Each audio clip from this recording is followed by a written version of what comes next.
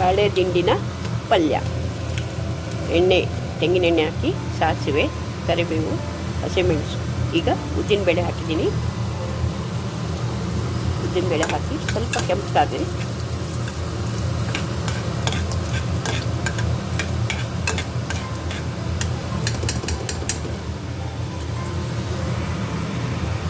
ಸ್ವಲ್ಪ ಹಿಂಗೆ ಹಾಕ್ತಾಯಿದ್ದೀನಿ ನಾನು. ಇವಾಗ ಎಲ್ಲ ಸರಿ ಇದಾಗಿದೆ. ಈಗ ಬಾಳೆದುಂಡನ್ನು ಹೀಗೆ ಚಿಕ್ಕದಾಗಿ ಕಟ್ ಮಾಡಿ ಇಟ್ಕೊಂಡಿದ್ದೆ ನಾನು. ನೋಡಿ, ತುಂಬ ಚಿಕ್ಕದಾಗಿ ಕಟ್ ಮಾಡಿ ಇಟ್ಕೊಂಡಿದ್ದೀನಿ. ಅದನ್ನು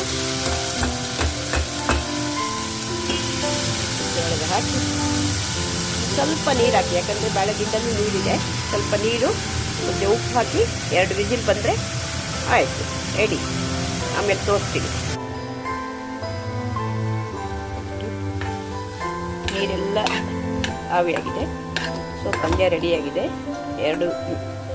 2 ವಿಸಿಲಲ್ಲೇ ಇದು ಚೆನ್ನಾಗಿ ಬೆಂದ್ಕೊಂಡು ಬಂದಿದೆ. ಈಗ ನಾನು ಸ್ವಲ್ಪ ತೆಂಗಿನ ತುರಿ ಹಾಕ್ತಾಯಿದ್ದೀನಿ. ತೆಂಗಿನ ತುರಿ ಆಪ್ಷನಲ್ಲು, ಬೇಕಾದರೆ ಹಾಕೋಬೋದು, ಇಲ್ಲಾಂದರೆ ಬೇಡ.